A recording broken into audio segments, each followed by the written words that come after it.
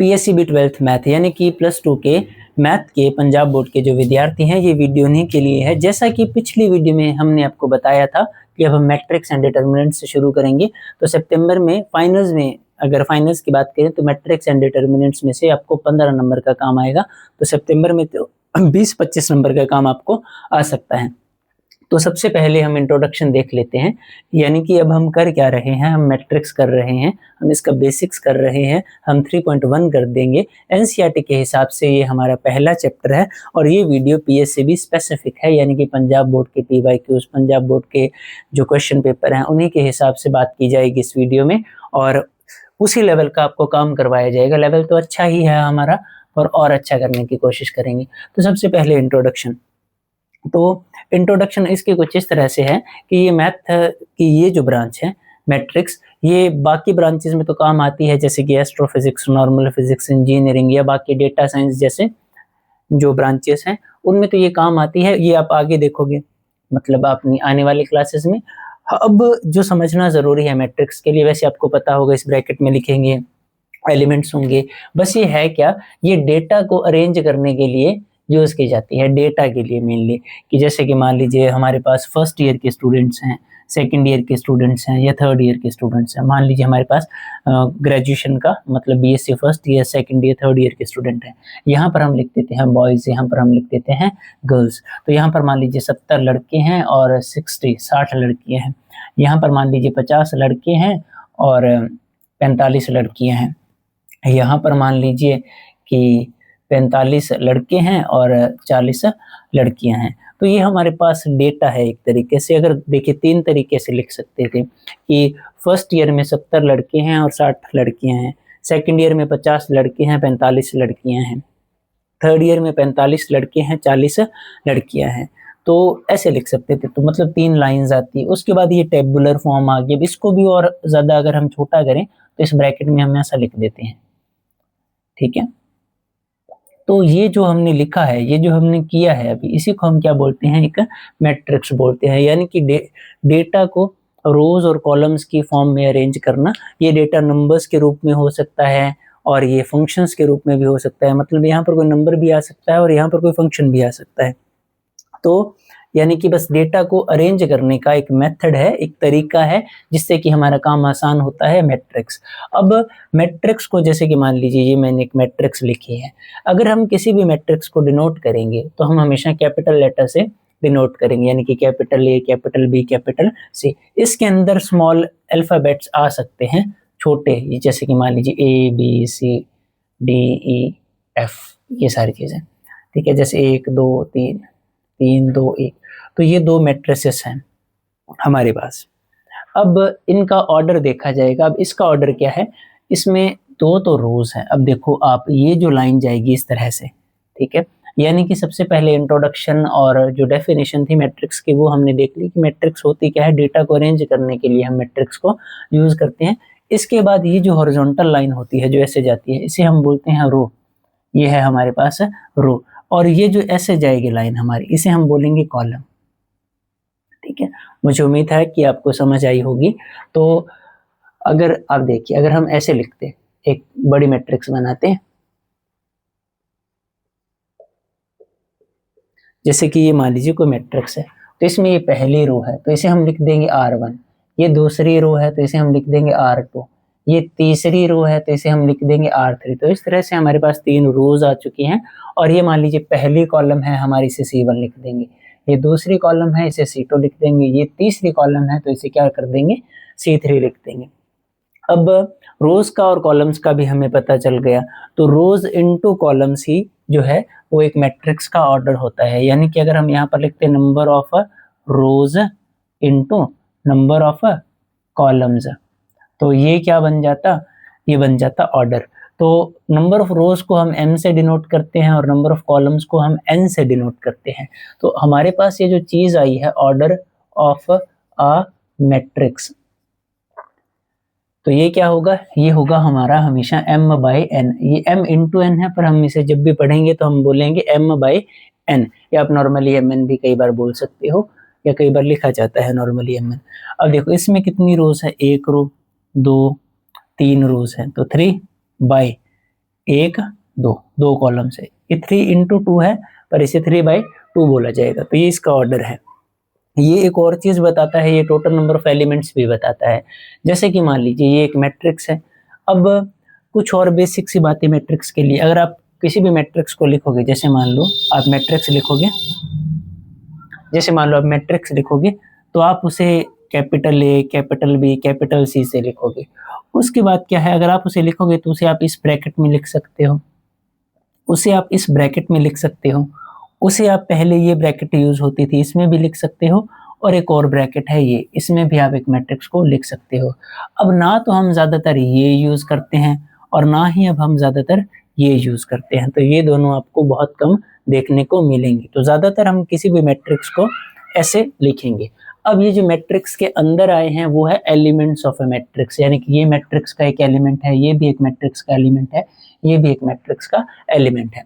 तो बेसिक समझ आ गया, ऑर्डर समझ आ गया, डेफिनेशन समझ आ गई, डेटा को अरेंज करने का तरीका है, रोज समझ आ गई, कॉलम्स समझ आ गई।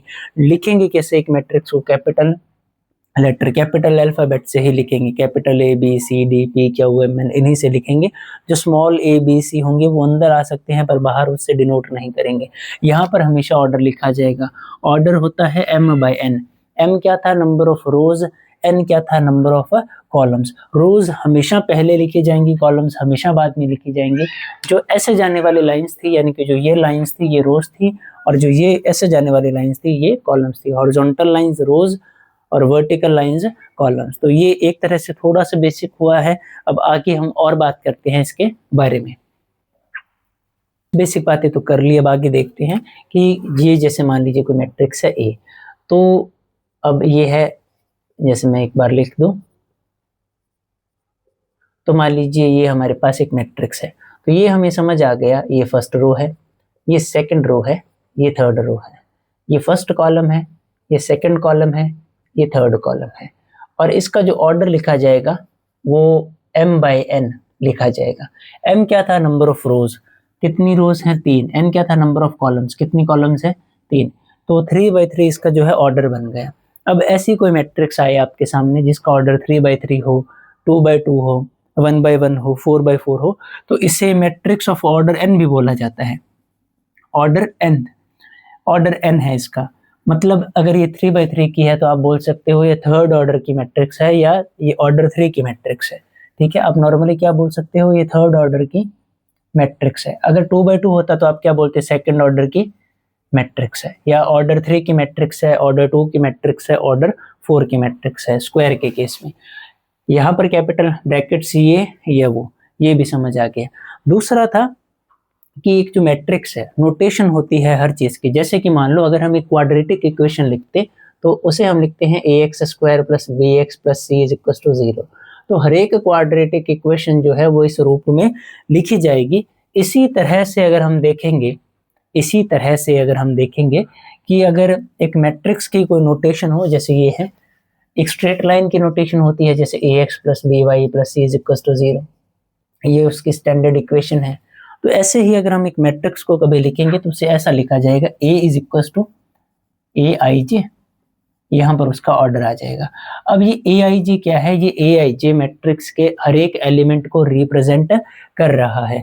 इसमें जो, इसे थोड़ा सा बड़ा कर देते हैं, कि ये जो i है ना, ये हमें बताता है कि कौन सी रो में है।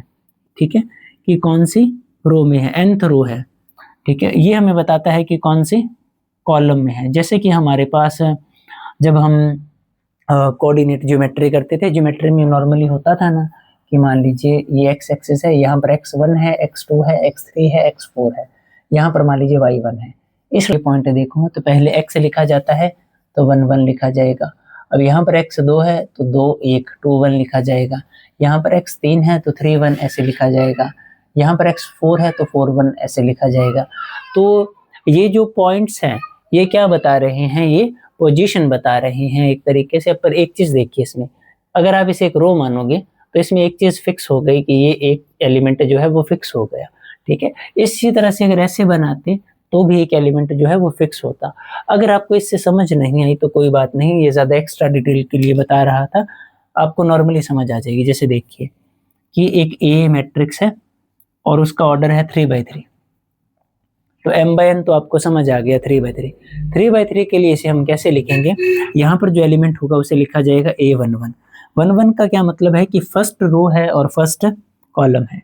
फिर यहाँ पर जो एलिमेंट आएगा उसे लिखा जाएगा 12। अब मतलब कि फर्स्ट तो रो है और सेकंड कॉलम है। अब यहाँ पर जो आएगा फर्स्ट रो थर्ड कॉलम, तो सेकंड रो फर्स्ट कॉलम, इसे second row second column, second row third column. अब ऐसे ऐसे चलेंगे, थर्ड रो, तीसरी रो है फर्स्ट कॉलम, तीसरी रो है सेकंड कॉलम, तीसरी रो है तीसरी कॉलम, इस तरह से लिखा जाएगा। अब यानी कि अब आप समझ गए होंगे आई जे, आई जो है आई और जे दोनों मिलकर कोऑर्डिनेट्स की तरह, जैसे कि एक्स वाई हमें पोजीशन बताते थे, पोजीशन बताते हैं। जैसे कि अगर मान लो मैं रैंडमली A43 लिख दूं, तो आपको क्या पता चलेगा कि ये एक मैट्रिक्स का एलिमेंट है, उसका ऑर्डर नहीं पूछा गया, उसकी चौथी रो में तीसरे कॉलम में मिलेगा। ठीक है, तो इस तरह से आप समझ जाओगे। मतलब ये भी अब आपको, मुझे पूरी उम्मीद है कि समझ आ गया होगा। काफ़ी सिंपल सी चीज़ें थी, यानी ये बस पोजीशन बताते हैं। ये भी नोटेशन है मैट्रिक्स की, और ज़्यादातर मैट्रिक्स को हम ऐसे लिख देते हैं। तो मैट्रिक्स के बारे में एक ओवरव्यू जो है हमें मिल चुका है। हमने मैट्रिक्स का बेसिक समझ लिया। आगे डेटा साइंस जैसे सब्जेक्ट्स में, इंजीनियरिंग सब्जेक्ट्स में आपको ये काम आएगा। उसके बाद डेटा को अरेंज करने के लिए लिखते हैं, मैट्रिक्स को डिनोट कैसे करते हैं, मैट्रिक्स के लिए ब्रैकेट्स कौन से यूज़ करते हैं, मैट्रिक्स के एलिमेंट्स को एलिमेंट्स ही बोलते हैं, और मैट्रिक्स ये डेफिनेशन क्या थी कि ये रोज और कॉलम्स की फॉर्म में डेटा को अरेंज करने का एक मेथड है जिसमें नंबर या फंक्शंस को अरेंज किया जाता है। ऑर्डर भी समझ गए, रोज कॉलम्स भी समझ गए, बेसिक नोटेशन भी समझ गए। ठीक है, और भी काफ़ी सारी चीज़ें जैसे ऑर्डर के बारे में कुछ हम समझ गए। उसके बाद हमारे पास कुछ टाइप्स आते हैं, वो हम देख लेते हैं। उससे भी पहले एक छोटी सी चीज़ हम देख लेते हैं।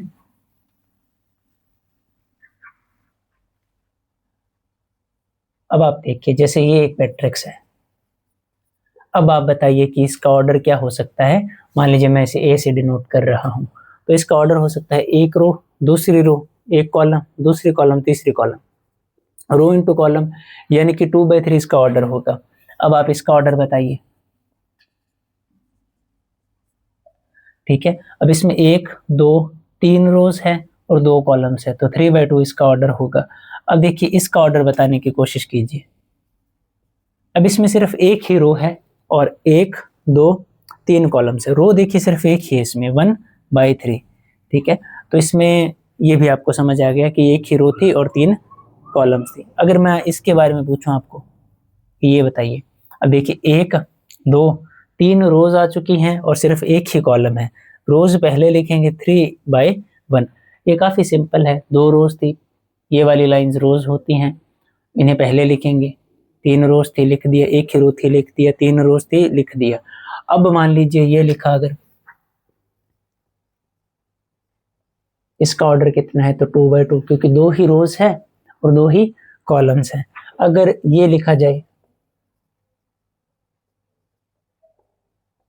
अब इसका ऑर्डर क्या होगा, 3/3। अब मान लीजिए कि ये लिखा जाए,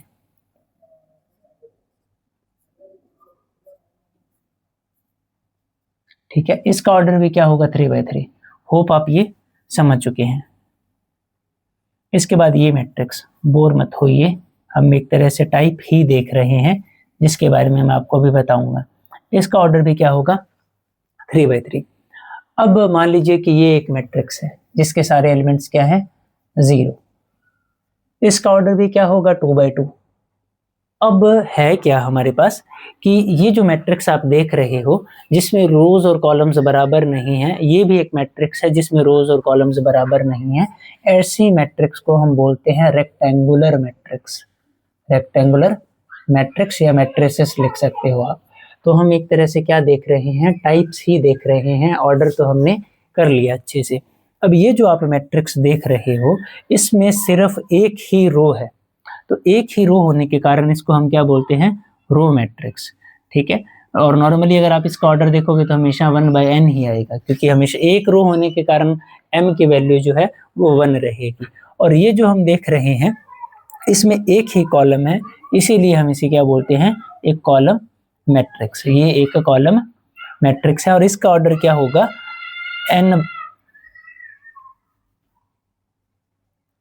my1 ही रहेगा, क्योंकि रो तो फिक्स है, रो तो फिक्स नहीं है, कॉलम फिक्स है कि कॉलम एक ही होगी इसमें, इसीलिए my1 रहेगा।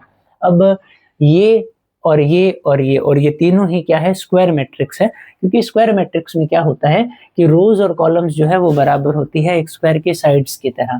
तो इसमें जो है हमारे पास m और n हमेशा बराबर रहेंगे। तो ये जो हमारी टाइप है मैट्रिक्स की, ये है स्क्वायर मैट्रिक्स, स्क्वायर की तरह। अब ये जो बची, ये जो आप देख रहे हो, वो मैट्रिक्स जिसका हर एक एलिमेंट जीरो हो, उसे हम या तो जीरो मैट्रिक्स बोल सकते हैं या हम उसे नल मैट्रिक्स बोल सकते हैं। ये सारी बेसिक बातें बहुत ज़रूरी है। जिसका भी बेस स्ट्रांग होता है, बेसिक्स स्ट्रांग होते हैं, उसे आगे कम परेशानी या कम प्रॉब्लम आती है चीज़ों को समझने में। तो जीरो और नल मैट्रिक्स हम समझ गए, स्क्वायर मैट्रिक्स हम समझ गए। ये सेकेंड ऑर्डर की मैट्रिक्स है, ये थर्ड ऑर्डर की मैट्रिक्स है। इसे 2x2 मैट्रिक्स या 3x3 मैट्रिक्स भी आप बोल सकते हो। इसके बाद इस मैट्रिक्स को थोड़ा ध्यान से देखिए कि ये जो मैट्रिक्स है, ये जो लाइन जा रही है, ऐसे अगर अपने अच्छे से ज्योमेट्री या कोई अच्छे से ज्योमेट्री या 10th में कई चैप्टर्स आपने ढंग से किए होंगे या उससे पहले भी, तो आपको पता होगा कि ये है डायगोनल और ये भी क्या है, डायगोनल।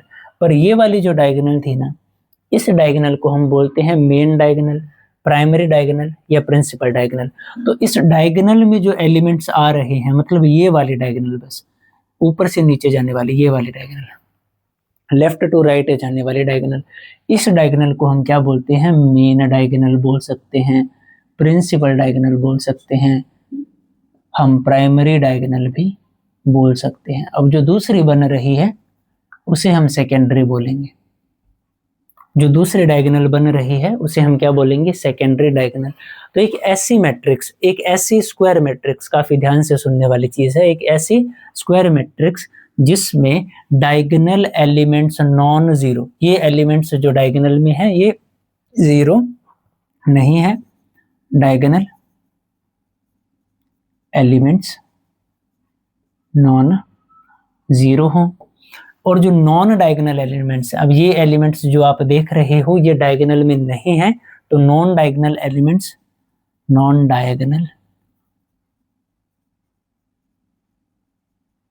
डायगोनल एलिमेंट्स क्या होंगे, non zero. Non diagonal elements क्या होंगे, जीरो, उल्टा बोल दिया, सॉरी।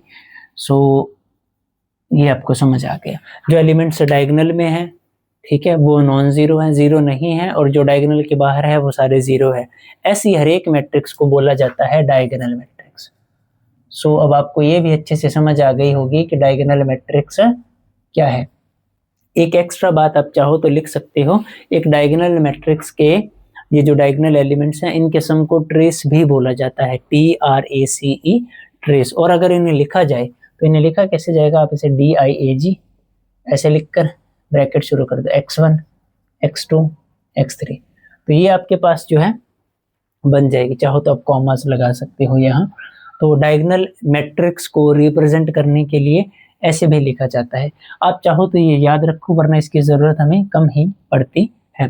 तो ये डायगोनल मैट्रिक्स है, diagonal elements non zero, non diagonal elements zero, ये आपको समझ आ गई। अब देखिए ये भी आप समझ गए कि ये जो डायगोनल एलिमेंट्स हैं ये जीरो नहीं है, बाकी सारे जीरो है, मतलब ये भी डायगोनल मैट्रिक्स है। ये बात सही है। पहली बात, ये सभी स्क्वायर मैट्रिक्स हैं, तो ये डायगोनल मैट्रिक्स भी है और ये स्क्वायर मैट्रिक्स भी है। ये एक स्क्वायर मैट्रिक्स है, ये एक डायगोनल मैट्रिक्स है, पर इसका एक स्पेशल नाम भी है। अगर डायगोनल एलिमेंट्स बराबर हो तो हम इसे बोलते हैं स्केलर मैट्रिक्स।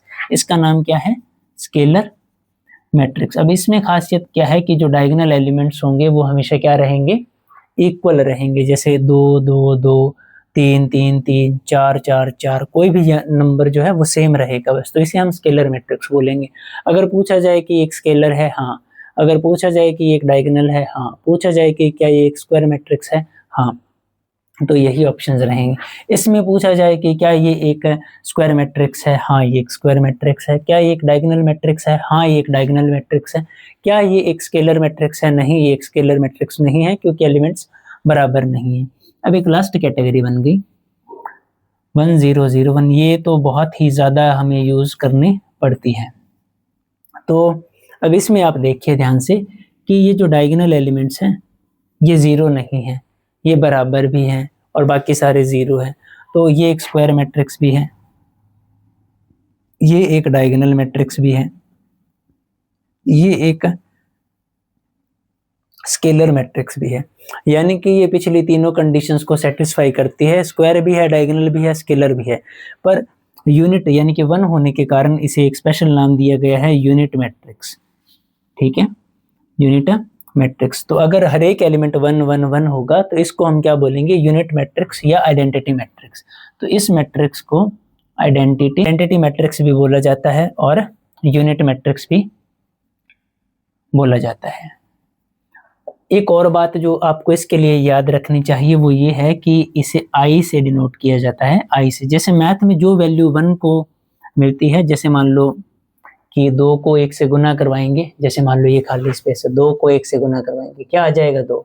वैसे ही मान लो कोई मैट्रिक्स ए है, अगर उसे आई के साथ मल्टीप्लाई करवाएंगे तो ए ही आ जाएगा। कोई मान लो मैट्रिक्स बी है, उसे अगर आई से मल्टीप्लाई करवाएंगे तो बी ही आ जाएगा। कोई मैट्रिक्स मान लो पी है, अगर उसे आई से मल्टीप्लाई करवाया जाएगा तो पी ही आ जाएगा। यानी आई मैट्रिसेस में वो काम करता है जो काम मैथ में 1 करता है। तो अब आपको सारी मैट्रिक्स समझ आ चुकी हैं, rectangular matrix, row matrix, column matrix, square matrix, zero matrix, diagonal matrix, scalar matrix, unit matrix, identity matrix इसे ही बोलते हैं। तो ये सारी चीजें आपको समझ आ चुकी हैं, तो आपको ये नोट कर लेना चाहिए। इसके बाद 2-3 टाइप्स बचती हैं, वो जरूरी नहीं है पर हम कर रहे हैं तो हम जितना अच्छे से हो सकता है उतना अच्छे से करने की कोशिश करेंगे। कहने को हम पीएससीबी के लिए रिकॉर्ड कर रहे हैं, पर ये सीबीएसई वालों के लिए भी इनफ है अगर वो देखना चाहे तो वो मैं आपको यही बता देता हूँ इसी जगह पर। देखिए कि अगर मान लीजिए जैसे ये भी उनकी कैटेगरी में आती है ट्रायंगुलर मैट्रिक्स की। जैसे मान लीजिए ये एक मैट्रिक्स है,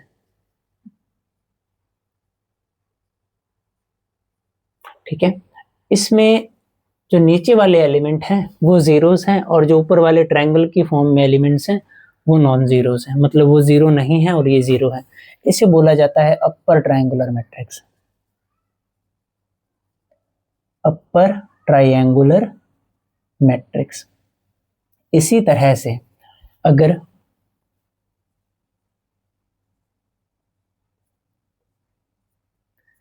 नीचे वाले एलिमेंट्स ट्रायंगल बनाएं और ऊपर वाले एलिमेंट्स जीरो हों तो इसे बोला जाता है lower triangular matrix.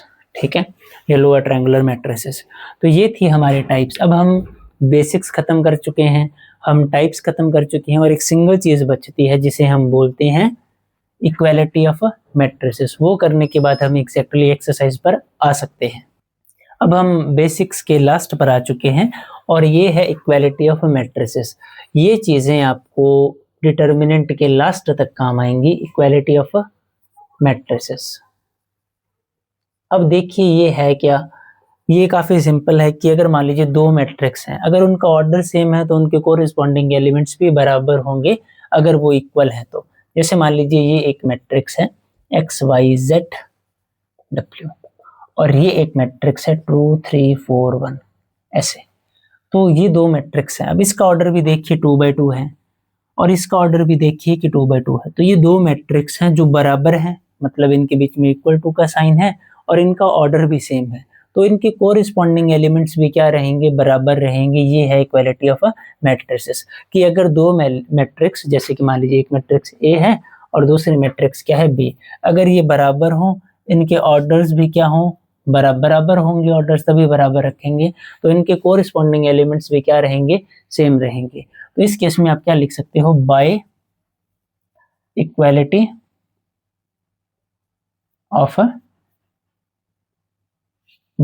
Of matrices. x जो है उसकी वैल्यू क्या है 2, y जो है उसकी वैल्यू क्या है 3, z जो है उसकी वैल्यू क्या है 4 और w जो है उसकी वैल्यू क्या है 1। तो ये आप समझ गए। इसके बाद अब हम सीधा चलते हैं एक्सरसाइज 3.1 पर और हम क्वेश्चंस प्रैक्टिस करने की कोशिश करते हैं। वैसे तो अब आप आराम से कर सकते हैं पर फिर भी हम साथ में 3.1 पूरी करेंगे। तो हमने बेसिक्स कर लिए हैं। अब हम एक्सरसाइज 3.1 कर लेते हैं। तो जो पहला सम है इसमें हमें एक मैट्रिक्स ए दी गई है और हमें पूछा गया है right the order of the matrix. हमें इस मैट्रिक्स का ऑर्डर लिखना है, नंबर ऑफ एलिमेंट्स बताने हैं और ये जो कुछ एलिमेंट्स दिए गए हैं वो बताने हैं। तो सबसे पहले देखिए इसमें 1 रो, 2 और 3 रोज हैं। तो 3 बाई 1, 2, 3, 4 कॉलम्स हैं। तो 3/4 तो इसका ऑर्डर होगा। ये तो काफ़ी आसान था, ये आप समझ ही गए होंगे क्योंकि बेस में हमने ये सारी चीज़ें देख ली थी। नंबर ऑफ एलिमेंट्स हमारे पास ऑर्डर से ही आ जाती हैं। 3/4 यानी कि 12 एलिमेंट्स होंगे और दूसरा आप गिन भी सकते हो और आपको समझ भी आ गया होगा कि m/n यानी कि mn करने से, अगर ऑर्डर m/n है तो mn करने से हमारे पास एलिमेंट्स आ जाते हैं मल्टीप्लाई करने से। अब ये जो एलिमेंट्स पूछे गए हैं हमें, जैसे कि A13, A21, A33, A24, A23, हमें ये कुछ एलिमेंट्स पूछे गए हैं। A13 जब हम देखेंगे तो ये फर्स्ट रो है और ये थर्ड कॉलम है, ये होगा हमारा A13, ये आएगा 19। 21 पूछा गया है यानी कि सेकंड रो, ये रो बताता है और ये कॉलम बताता है। 21 यानी कि 35। उसके बाद 33 यानी कि तीसरी रो तीसरा कॉलम -5, ठीक है। 24 पूछा गया है तो 2 ये है, 4 ये है यानी कि 12, ये 12 आ गया। मतलब दूसरी रो का चौथा एलिमेंट ये है, चौथा दूसरी रो का और चौथी कॉलम का। उसके बाद 2, 3 दूसरी रो का और तीसरी कॉलम का, तो ये कितना है 5/2। तो ये हमारा पहला क्वेश्चन हो चुका है। इसके बाद ना हमें पूछा गया है कि if a matrix has 24 elements, अगर एक मैट्रिक्स के 24 एलिमेंट्स हों तो पॉसिबल ऑर्डर्स जो हैं वो क्या क्या हो सकते हैं।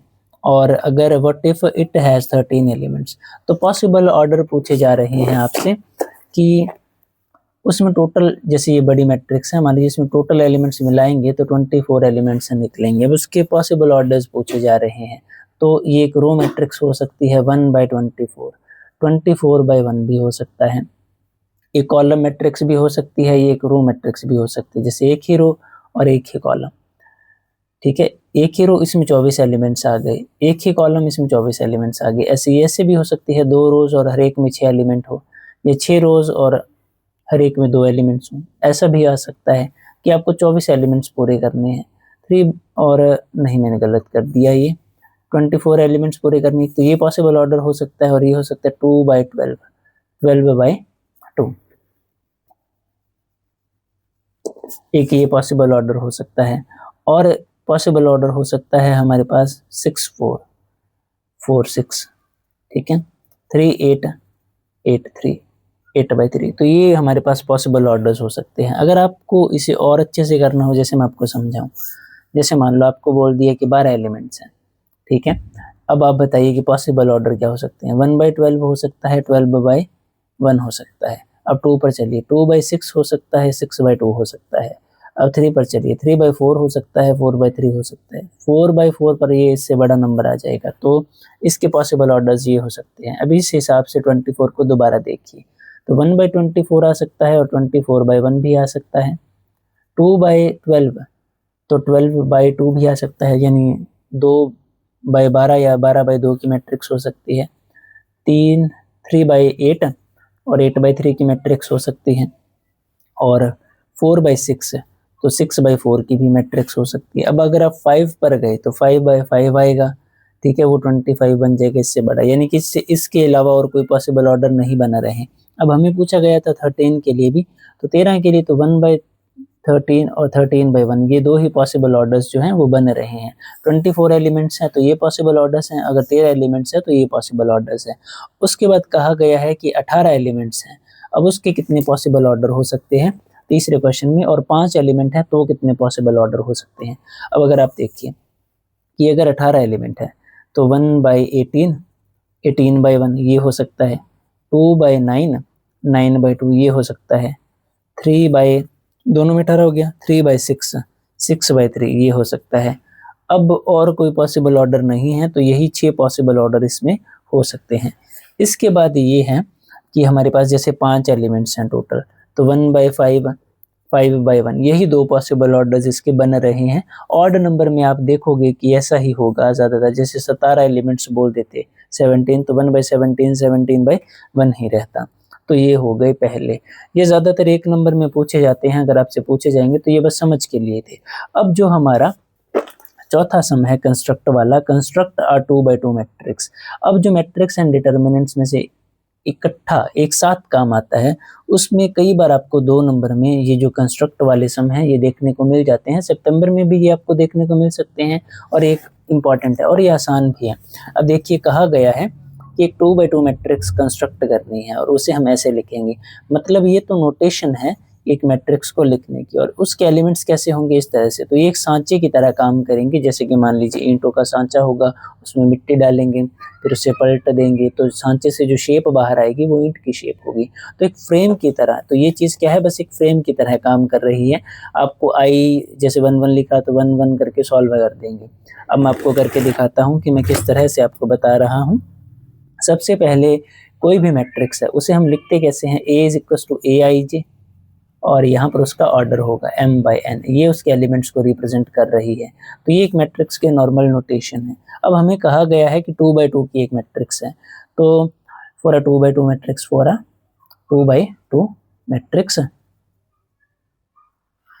2/2 की अगर कोई मैट्रिक्स होगी तो हम उसमें क्या करेंगे,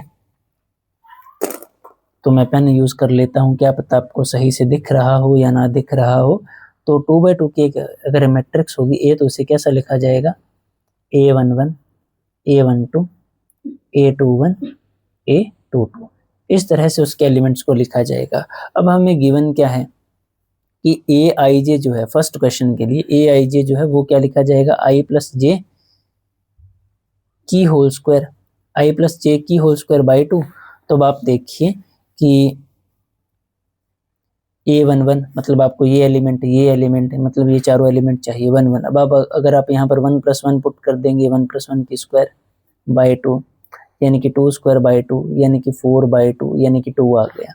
अब ऐसे ही अगर आप A12 निकालोगे तो 1 + 2 मतलब 1IJ 1 + J, या 1 + 2, 1 + 2 की स्क्वायर बाई 2, ये आया 3, 3 की स्क्वायर आया 9/2, ये आ गया। ऐसे ही A13 आएगा। अगर आप 1 3 निकालोगे, नहीं 1 3 नहीं निकालना, 2 1 निकालना है हमें, 2 1 निकालेंगे तो यहाँ पर 2 रख देंगे, प्लस में 1 होगा बाई 2, इसकी स्क्वायर होगी, 2 + 1 की स्क्वायर बाई 2, 3 की स्क्वायर यानी 9/2, ये सेम ही आ गया। अब लास्ट एलिमेंट बचा बस ये A22, तो यहाँ पर 2 रखोगे, यहाँ पर 2 रखोगे, 2 + 2 की स्क्वायर। ये काफ़ी बोरिंग काम है, कि काफ़ी आसान क्वेश्चन है, आप इन्हें कर सकते हैं आराम से। तो 16/2 यानी कि कितना आ गया, 8। तो हमारी जो ये मैट्रिक्स है ये किस तरह से लिखी जाएगी, आपको लिखना तो यहाँ है। तो A11 जो है वो हमारा 2 आया है, A12 हमारा 9/2 आया है, और A21 हमारा 9/2 आया है, और ये हमारा 8 आया है। अब हम जो है इसका आंसर चेक कर लेते हैं, कई बार गलती हो जाती है, तो हम देख लेते हैं कि क्या हमारा आंसर सही आया है। 3.1 का ये 2 9/2 9/2 8, तो ये आया है सही। अब आपके बच्चे ये 2 क्वेश्चंस, एक बचा ये और एक बचा ये, तो मैं इन्हें सॉल्व कर देता हूँ, पर आप खुद से सॉल्व कर लीजिए, फिर वीडियो को 2x पर देख लीजिएगा। तो अगर हम AIJ करेंगे, इसमें दिया गया है I/J, 2/2 की मैट्रिक्स दी गई है, तो A11 A12 A21 A22, ठीक है। अब ये A दिया गया, अब अगर हम A11 निकालेंगे तो 1/1 आ गया 1, A12 निकालेंगे तो 1/2 आ गया, 1/2 ही रहा, ठीक है। अगर A21 निकालेंगे तो 2/1 2 आ गए, A22 निकालेंगे तो 2/2 यानी कि 1 आ गए। ये तो काफ़ी ज़्यादा आसान था, 1 1/2 2 1, तो ये हमारी मैट्रिक्स होगी। तीसरे केस में ये जो है, इसमें जो फ्रेम है ये है AIJ, मतलब ये जो दिया गया है आपको इक्वेशन, I + 2J की होल स्क्वायर बाई 2। अब अगर आप यही सेम निकलेगी, A11 निकालोगे तो 1 + 2 × 1 की स्क्वायर बाई 2, और ये आ गया 2 + 1 3 की स्क्वायर 9/2। अब ऐसे ही अगर आप A12 निकालोगे, ठीक है, तो 1 + 2 × 2 4 बाई इसकी होल स्क्वायर है, इसके बस ऊपर वाले की बाई 2, तो ये आया 5 की स्क्वायर 25/2। अब ऐसे ही अगर हम 2 1 निकालेंगे, क्योंकि यही निकालनी है उसके बाद सीधा, तो यहाँ पर 2 यहाँ पर 1, 2 + 2 × 1 बाई 2 इसकी स्क्वायर करनी है, बस ऊपर वाले की स्क्वायर करनी है। तो 2 + 2 4 की स्क्वायर आ गया 16/2 यानी कि 8। अब ऐसे ही a22 बचा, जब हम a22 निकालेंगे 2 2 2 + 2 2 कितने सारे 2 2 हो चुके हैं, तो 2 + 2 × 2 4 की स्क्वायर बाई 2, तो ये कितना आ जाएगा 6 की स्क्वायर यानी कितना आया 36/2 यानी कि 18। तो ये जो दूसरी मैट्रिक्स बनेगी ना हमारी, इसमें हमारे पास एलिमेंट्स जो हैं वो क्या क्या आए हैं।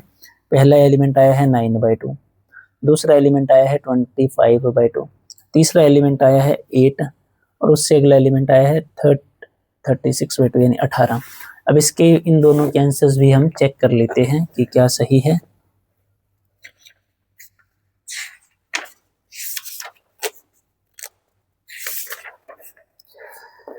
1 1/2 2 1 9 9/2 25/2 8 18, तो सही है।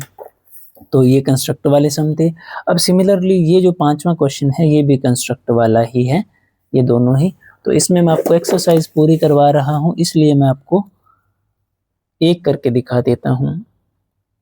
वैसे तो ज़रूरत नहीं है करने की, आप कर लोगे, पर फिर भी जैसे ए जो है कंस्ट्रक्टर 3/4, 3/4 की जो मैट्रिक्स है AIJ 3/4 की मैट्रिक्स है, तो ये आप कैसे लिखोगे A11 A12 A13 A14 A21 A22 A23 A24 A31 A32 A33 A34। इसमें देखो 3 तो रोज आ गई आपके पास और 4 क्या आ गई कॉलम्स। ये बस आपकी एक्सरसाइज के लिए है कि आपको करना आ जाए ढंग से। वैसे इतने बड़े क्वेश्चंस 2 नंबर में पूछे नहीं जाते। तो अब आपको जो फ्रेम दिया गया है इसमें वो है AIJ = 1/2 इन मॉडुलस -3i प्लस j। अब ये बस लेंथ ही है और कुछ नहीं, यानी कि टाइम लगेगा बस थोड़ा सा। A11 1/2 -3, आप पॉज करके खुद से सॉल्व कर लीजिए, फिर 2x पर देख लीजिएगा कि हम साथ में ही सम कर रहे हैं, ऐसा सोचिए। -3 + 1, ये बस मैं इसी बार बता रहा हूँ, ठीक है। तो -3 + 1 -2 आएगा। अब देखो मॉडुलस से बाहर पॉजिटिव आएगी वैल्यू, तो ये प्लस का 2 बनेगा, +2 × 1/2 1 आ गया। अब ऐसे ही अगर हम A12 निकालते तो 1/2 -3, क्योंकि ये एज इट इज रहेगा। अब यहाँ पर 1 पुट करेंगे, यहाँ पर 2, तो 3 × 1 तो 1 ही, 3 × -3 × 1 तो 3 ही रहेगा, 3 प्लस यहाँ पर 2 आ जाएगा, तो ये -1 बनेगा और बाहर +1 आएगा तो 1/2। समझ आ रहा है आपको। ऐसे ही अगर हम A13 निकालेंगे तो 1/2 1 ही आएगा, यहाँ पर 1 है तो इसके साथ फिर 1 आ जाएगा, तो ये फिर -3 बना, प्लस इस बार 3 ऐड होगा, ठीक है। तो -3 + 3 0 × समथिंग 0 ही आ जाएगा। अब ये 14 निकालेंगे तो 1/2, अब यहाँ पर फिर -3 और फिर प्लस में 4 आ जाएगा, ये प्लस का 1 बनेगा और बाहर भी प्लस ही आएगा तो 1/2। मॉडुलस से बस नेगेटिव साइन पॉजिटिव बनता है। तो इसके बाद बच्चा हमारे पास A21 निकालना है। अब अगर A21 निकालेंगे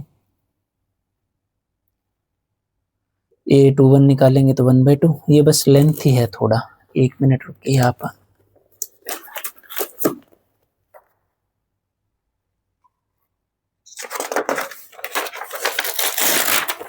ये हम इसी पेज पर कर लेंगे, दोबारा करना नहीं पड़ेगा। A21 क्या आएगा, ये आ जाएगा। अब यहाँ पर आपको 2 रखना है, तो -3 × 2 -6 आएगा, ठीक है। आ रहा है इसके अंदर -6 और 1 रखना है, प्लस में 1 आ गया, तो ये आया -5 +5/2। अब A22 निकालेंगे 1/2। अब ये आप सेम रखते जाना, क्योंकि आपको पता है बार बार -6 ही आएगा। -6 प्लस में यहाँ पर 2 कर दो, तो ये -4/2। तो ये तो बाहर आकर तो +4 हो गया, /2 2 ही आएगा।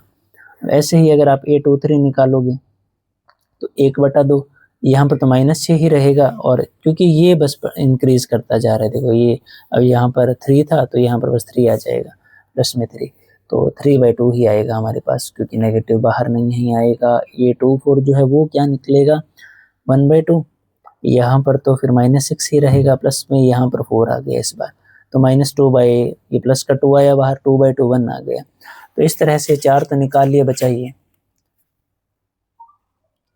अब A31 निकालेंगे, मतलब इसी के लिए A31, तो 1/2, अगर यहाँ पर 3 रखेंगे तो -9 + 1। अब A32 निकालेंगे तो 1/2, यहाँ पर अगर 3 रखेंगे तो फिर -9 + 2। अगर ऐसे ही A33 निकालेंगे 1/2, यहाँ पर माइनस, मतलब ये बस देखने में मुश्किल है या थोड़ा लेंथी, इससे ज़्यादा कुछ भी नहीं है। तो ये क्या आया, 8/2 यानी कि 4। अब ये है 7/2 प्लस में, ठीक है। ये आया 6/2 यानी कि 3। ये आया 5/2, तो ये आ गया। अब हम अगर लिखेंगे ढंग से कि हमारे पास हमारी जो मैट्रिक्स बनी है 3/4 की, वो बनी क्या है, तो यहाँ पर आएगा 1, 1/2, 0, फिर 1/2, फिर 5/2, फिर 2, फिर 3/2, फिर 1, उसके बाद 4, 7/2, 3, 5/2। तो अब हम आंसर देख लेते हैं। सो हमारे पास एक और मैथ है, उसमें हम आंसर्स रख लेंगे साइड में, हमने दिमाग ही नहीं लगाया पहले। ये देखो, नहीं ये कौन सा था, यही था 3/4 की, ठीक है। 1, 1/2, 0, 1/2, 5/2, 2, 3/2, 1, 4, 7/2, 3, 5/2, तो ये सही है। अब ये देखो, इसके जो आगे वाली है ना, इसके जो आगे वाला सम था, ये दूसरा, ये बहुत ही ज़्यादा सिंपल है, तो ये बस लेंथ ही हो जाएगा, मैं नहीं करता इसे, आप खुद कर लीजिए, ये काफ़ी ज़्यादा सिंपल है। इसके बाद बच्चा हमारा ये find the values of x, y and z from the following equation. तो जो हमने आपको इक्वालिटी ऑफ मैट्रिसेस में बताया था कि अगर दो मैट्रिक्स बराबर हो, उनके ऑर्डर्स सेम हो, तो उनके कोरिस्पॉन्डिंग एलिमेंट्स भी बराबर होंगे। 4 3 x 5, फिर सामने इसके क्या है, y z 1 5। अब बाय इक्वालिटी ऑफ मैट्रिसेस हमें पता है कि 4 जो है वो y के बराबर होगा, 3 जो है वो z के बराबर होगा, x जो है वो 1 के बराबर होगा, और 5 तो 5 के बराबर है ही। तो इसमें तो निकाल लिया, काफ़ी सिंपल था। अब दूसरा क्वेश्चन अगर हम देखें तो वो है x + y 5 + z 2 × xy = 6 2 5 8, ये आ गया। अब देखो, आप अगर x + y देखोगे तो कितना आएगा, बाय इक्वालिटी ऑफ मैट्रिसेस ये लाइन लिखोगे, x + y कितना आएगा 6, ठीक है। 5 + z कितना आएगा 5, ठीक है, और x × y कितना आएगा 8। तो ये इसके बराबर, ये इसके बराबर, ये इसके बराबर, ये इसके बराबर, कोरिस्पॉन्डिंग एलिमेंट्स ऐसे बराबर आ जाएंगे। अब देखो यहाँ से तो काफ़ी ज़्यादा सिंपल है, ये +5 है, उधर जाकर माइनस हो जाएगा 0, z की वैल्यू क्या आ गई 0। अब उसके बाद बची ये इक्वेशन और ये इक्वेशन, तो x + y 6 है, यहाँ से y की वैल्यू निकाल लीजिए 6 - x। उसके बाद ये दूसरी इक्वेशन है x × y = 8, x y की वैल्यू 6 - 8 इसके अंदर पुट कर दीजिए, 6 - x, मतलब यहाँ से y की वैल्यू निकाली, y की वैल्यू इसमें पुट कर दी, x ब्रैकेट में 6 - x = 8, तो अंदर मल्टीप्लाई करवा दो, 6x - x² = 8। अब इसे उस तरफ ले जाओ, मतलब ये माइनस का उधर जाकर प्लस का हो जाएगा, ये प्लस का उधर जाकर माइनस का हो जाएगा, ये तो इधर प्लस का है ही। शायद इतना आपको आता होगा, ये काफ़ी आसान है, हमने कुछ भी नहीं किया, निशान चेंज किए। मान लो इन दोनों को उस साइड ले गए, इस साइड 0 बचा, तो ये जो साइड थी वो इस तरफ रख दी, बस इतना किया है। ना समझ आए तो आप माइनस से मल्टीप्लाई करवाओगे, तो ये प्लस का, ये माइनस का, ये इधर माइनस का, इधर आकर प्लस का हो जाएगा। अब हम इसके फैक्टर्स बनाएंगे, तो इसके फैक्टर्स बनेंगे -4x - 2x + 8, ये आपने पॉलिनोमियल्स में कर लिए होंगे। अब इसमें से x बाहर निकाल लो, x - 4, इसमें से 2 बाहर निकाल लो माइनस का, तो x - 4 = 0, तो यहाँ से आपके पास x - 4 x - 2 क्या आ रहा है 0। तो x की 2 वैल्यूज़ आ रही हैं, x की एक वैल्यू है 4, एक वैल्यू है 2। अब y देखो, y की वैल्यू क्या थी 6 - x, अगर मैंने यहाँ पर 4 रखा तो 2 आ जाएगा, 2 रखा तो 4 आ जाएगा। तो इस तरह से y की भी 2 वैल्यूज़ आ चुकी हैं, तो x की और y की वैल्यूज़ आ चुकी हैं। तो ये देखो, ये जो हमने सम किया है, x की वैल्यू 1 है, ठीक है, y की वैल्यू 4 है और z की वैल्यू 3 है। नहीं, ये तो हमने पहले किया था, 1, 3 और 4, ठीक है। हमने दूसरा सम किया है, दूसरा सम ये है, x की वैल्यू 4 है, हाँ, y की वैल्यू कितनी है 2 और z की वैल्यू है 0, या फिर x की वैल्यू 2 हो सकती है, y की वैल्यू 4 हो सकती है और z की वैल्यू 0, यानी कि एक ही आंसर दिया गया है और एक ही आंसर, ये भी सही है। अब इसके बाद हमारे पास आता है ये तीसरा क्वेश्चन और ये चौथा क्वेश्चन। तो अब हम कर रहे हैं हमारा नेक्स्ट क्वेश्चन। तो हमने ये भी कर दिया और ये भी कर दिया, अब हम 6 में का तीसरा क्वेश्चन कर लेते हैं। तो इसकी स्टेटमेंट में लिख देता हूँ, मुझे उम्मीद है कि आप मेरे साथ ही क्वेश्चंस कर रहे हो। x plus Y plus Z, X plus Z और इसके बाद है z plus Y plus Z, तीनों में z ही z है। सो 9, 5, 7। तो लाइन लिख देंगे, बाय इक्वालिटी ऑफ मैट्रिसेस हमारे पास आया x plus Y plus Z कितना आ गया 9 और x प्लस जेड कितना आ गया 5 और y प्लस जेड कितना आ गया 7। अब ये काफ़ी आसान, आप ध्यान से देखो कि x प्लस, या यहाँ से उठा लो, y प्लस जेड जो है वो कितना है 7, तो ये है y प्लस जेड, यानी कि x प्लस ये कितना आ गया 7 बराबर 9। अब x की वैल्यू क्या आ गई, 9 में से 7 गए यानी कि 2, तो x की वैल्यू आ गई हमारे पास। अब ये देखो, x की वैल्यू यहाँ पर पुट कर देंगे तो 2 plus Z is equals to 5, तो z की वैल्यू क्या आ गई, 5 में से 2 गए 3, तो x की वैल्यू आ गई, z की वैल्यू आ गई। अब z की वैल्यू है 3, तो y प्लस 3 बराबर 7, तो y की वैल्यू आ गई 4, तो ये भी हमने निकाल दी। तो ये काफ़ी आसान था और ये हमने आंसर भी देख लिया, 2, 4, 3, x कितना आया 2, y कितना है 4, फिर 3, ये सही है। अब इसके बाद बच्चा ये, ठीक है, ये वाला क्वेश्चन। तो इसमें अगर हम देखें तो स्टेटमेंट है ये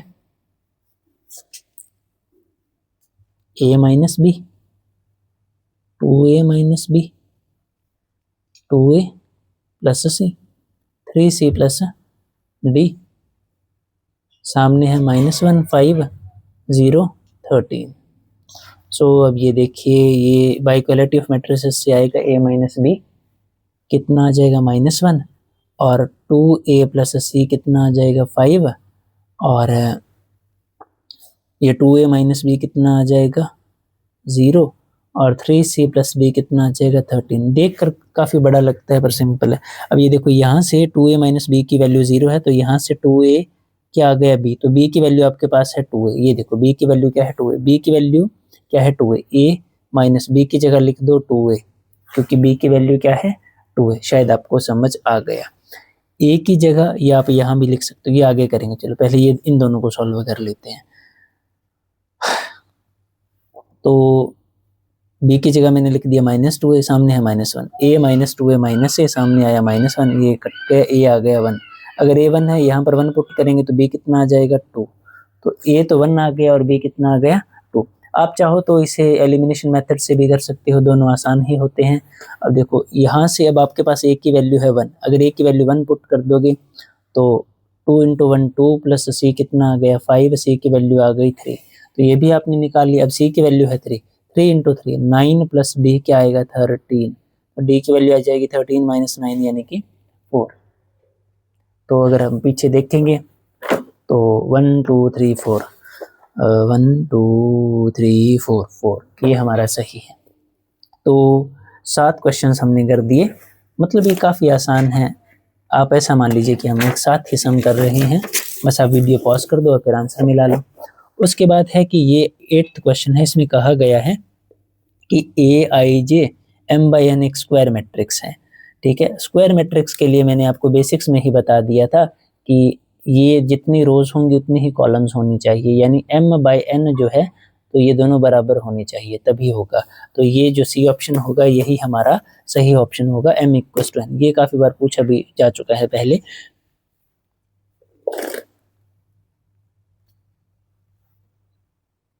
सो अब इसके बाद 9वां क्वेश्चन देखो, which of the given values of x and y make the following pair of matrices equal. तो हमें बताना है कि इसमें x और y की क्या वैल्यू आएगी कि ये दोनों बराबर हो जाएं।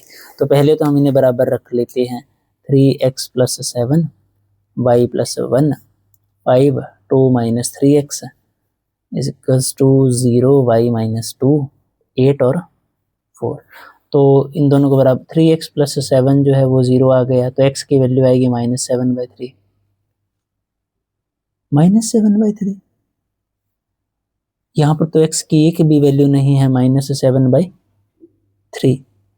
तो यानी कि कोई भी आंसर इनमें सही नहीं है, तो ये आंसर हमारा आएगा B, not possible to find, क्योंकि आपने देख लिया कि x की वैल्यू तो यही आ रही है और यही आपका 9वें क्वेश्चन का आंसर भी है बी। तो हमने करके भी देख लिया, इसीलिए सीधा नहीं बताया आपको। उसके बाद 10वां क्वेश्चन जो है उसमें ये पूछा जा रहा है, ये भी काफ़ी बार पूछा जाता है कि जैसे मान लीजिए आपके पास एक मैट्रिक्स है, अब ये है 3/3 की, यानी इसमें 9 एलिमेंट होंगे।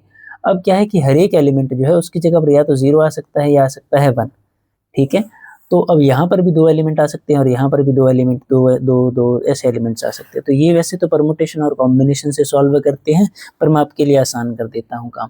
जैसे आप समझिए कि यहाँ पर 2 एलिमेंट है, यहाँ पर 2 एलिमेंट, 2 एलिमेंट, यहाँ भी 2, यहाँ भी 2, यहाँ भी 2, यहाँ भी 2, यहाँ भी 2, ये ऐसे 2 एलिमेंट्स आ सकते हैं।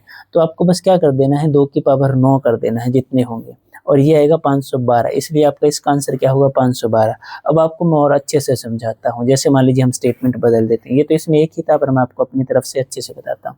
जैसे मान लो ये भी 3/3 की एक मैट्रिक्स है और इसमें एक की जगह 3 एलिमेंट्स की एंट्री हो रही है, 0 की, 1 की और 2 की।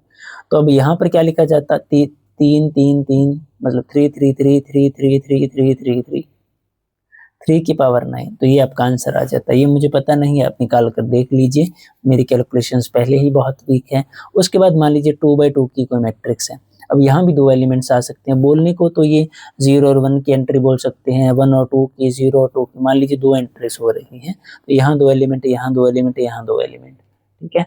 तो यानी कि 2 की पावर 4 करने पर 2 दूनी 4 दूनी 8 दूनी 16 एलिमेंट्स आ जाएंगे इसमें, 16 पॉसिबल मैट्रिसेस बन जाएंगी ऐसे। तो इस केस में क्या आंसर आएगा आपका 512। 3/3 हो और 2 एलिमेंट हो तो 512, 2/2 हो और 0 और 1 2 एलिमेंट हो, 0 और 1 की एंट्री हो तो कितना आ जाएगा 16। समझाया तो आराम से ही है, अगर फिर भी आपको लगे कि मैं तेज बोलता हूँ तो आप कमेंट कर सकते हो। तो इसी तरह हमारी खत्म होती है 3.1, और अब नेक्स्ट वीडियो में हम ये बेसिक्स कर लेंगे, यानी कि ये जल्दी जल्दी आपको ये सारा बेसिक्स समझा दूंगा। उसके बाद जो है हम हमारी जो एक्सरसाइज है 3.2 उस पर आ जाएंगे। ये देखिए कितनी ज़्यादा बातें हैं इसकी बेसिक्स की, तो ये कर देंगे नेक्स्ट वीडियो में। और ये थोड़ी सी बड़ी है तो मे भी इसमें थोड़ा टाइम लगे हमें। ये देखिए इसमें कितने सम हैं, इसमें 22 क्वेश्चंस हैं, 22। सो कोशिश करेंगे या तो इसे एक ही वीडियो में पूरा कर दें या इसे कम से कम 2 वीडियोज़ में पूरा कर दें। तो मिलते हैं नेक्स्ट वीडियोज़ में,